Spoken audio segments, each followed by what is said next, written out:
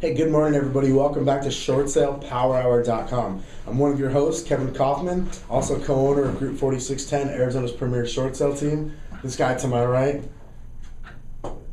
Oh, I have to introduce myself. No, that's Fred Weaver. I was battling internally whether or not I should throw you under the bus or just be nice. It's Fred Weaver, my business partner, Group 4610, ShortSalePowerHour.com. I think you should be nice. It's Thursday and I haven't made one comment about the Raiders all week long. Yeah, that's why I can hardly talk right now. Oh, really? Yeah. Okay, got it. Anyway. It's not like you don't have much. Yeah, so today's episode's about not choking like Sebastion Janikowski. How's that guy not cut? I don't know. Maybe he is by the time this episode airs. We better be careful. Oh, man. I'm so mad. They might know we're recording this on Monday and they're watching it on Thursday. I'm so mad at Sebastion right now. Okay. I'm calling him later. So, Kevin, I would like to change topics for the week. We've had a Mindset Monday piece this week. We vented around documentation requests from banks. We've talked about BPO disputes this week, specifically what banks, BPO agents, and real estate agents need to do. Okay.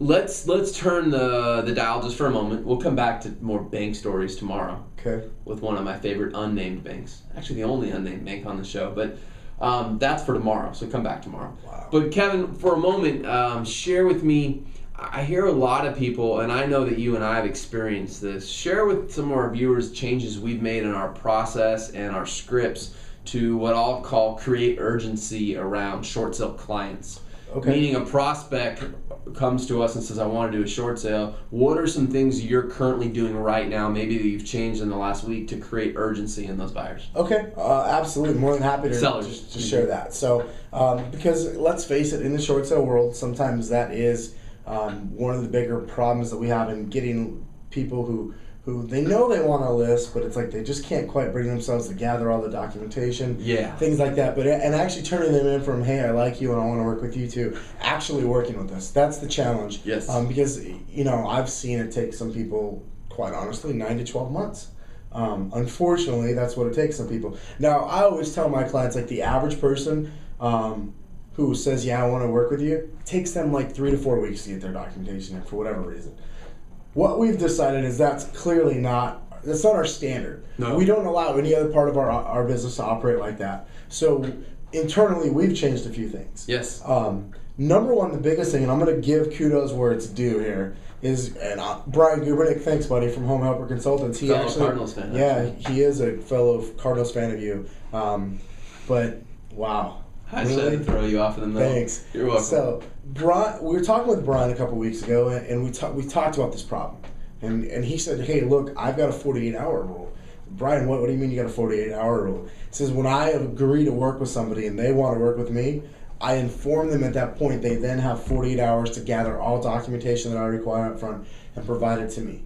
And that sparked something for you and me. Now, why is he doing that? Meaning, would he absolutely not take somebody after 48 hours? Or if he's talking to a prospect and they go, well, why do you want the documents in 48 hours? What would your reply or his reply be? Well, I'll just tell you right now, we can role play it. So if you're a seller and you say, why 48 hours? Yeah, why 48 hours? I'm well, Mr. Seller, Mr. Weaver, here's what I see happening all too often is somebody decides they want to work with me, and I totally understand and appreciate that life gets in the way. There's things to do. You've got great intentions of getting all your documents to me, but unfortunately, things happen. I know this isn't the easiest situation, and so it's easy to let other things become a higher priority. Mm-hmm. However, in this market where we see banks foreclosing faster than ever, time is of the essence like never before. I don't have the luxury any longer of giving you 2, 3, 4 months into even missing payments before we start working together. I need to start working with you today. I've got to start this process today. Okay. So in order to give myself the best possible chance at having a 90% success rate on your file, I need your documents like in 24 hours. I just know that's not realistic for most people, so I allow an extra 24 and offer you 48 hours. Got it. So might it also be appropriate if like another way you can answer that question, or I wouldn't say another way, but an additional thing you could add on is, hey, look, the most serious clients, I've only have an opportunity to work with so many clients on a monthly basis. My team has a maximum capacity. Whether your capacity is 5 listings a month or 20 or 100, doesn't really matter. But hey, we can only work with X number of clients a month, and we're interested in working with those people that show the most amount of urgency and show us that they're serious. And they show us they're urgent and they're serious by getting us their documentation quickly. And certainly if we need to wait once we get their documentation to list their home, we'll work with them.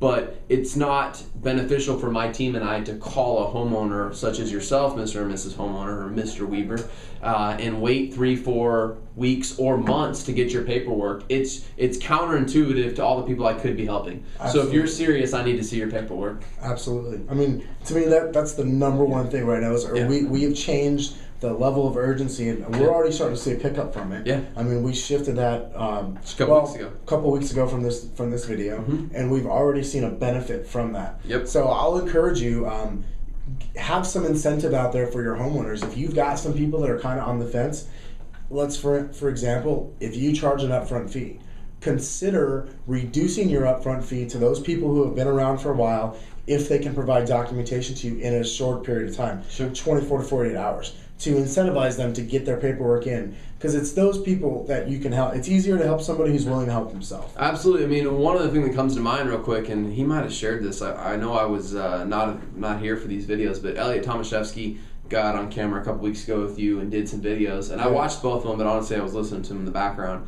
But I think he may not have been real clear, but I know one of the things that Elliot does is that he says, hey, get your paperwork together and then come on down to my office and I'll meet with you for 30 minutes and we'll have a consultation and talk more about it. That's another way to go about it. So I know that Elliot gets urgency, if you will, by saying, well, people always go, I want to meet you when you come out to my house, blah, blah, blah. Hey, look, I'll schedule an appointment with you in 48 hours from now if you'll bring in blah, blah, blah, blah, and blah, all this paperwork with you, then I'll schedule that appointment and we'll go over your paperwork and answer any of your questions. Yeah. So Elliot almost uses the paperwork to funnel them into a face-to-face meeting. Yeah. So, I mean, there's all kinds of ideas that are being done by all kinds of people out there that are successful. And if you're doing something different to create urgency, please post a comment below. You guys help out your fellow agents. Yeah, I mean, this is sharing, open dialogue right here. But I think we've covered today's topic pretty well, and I hope that some of you out there got an idea, whether it was doing exactly what we're doing, or Brian or Elliot, or it just sparked another way in you to create urgency. It's one of the more important things we can be doing right now, because our time is best used with people that are serious and want to work with us, not in chasing the people around for 3 and 6 months who might list with us. I know some agents that were talking about some listings they took that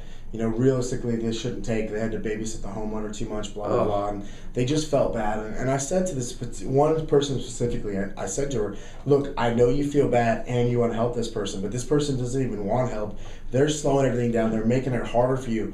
Think about how many people that you're not able to help now because you're spending all your energy and effort over here with one person who really doesn't want help. They'd rather have their head buried in the sand, where in that same amount of time, you could help 2 or 3 other people avoid foreclosure. So you don't just owe it to yourself, you actually owe it to your other possible clients. Absolutely. To weed through the people that I would call, Lee Honish would call an Eeyore. There you go. I mean, that's just the way it is. Yeah, and I'll say one more thing. People may be saying, I want help, but at the end of the day, it's their actions. It's just like the banks when they're saying, we're getting better, we're getting better. If you're not seeing better results, they're not getting better. Okay, guys? So always look at the actions of people, not what they're saying. Always. All right, ready to wrap it up? Let's do it. Come on back tomorrow for Freaky Friday. You're going to love it. From the Unnamed Bank. 1, 2, 3. Short sale power hour. Short sale power hour. Crush it! That was loud. I know.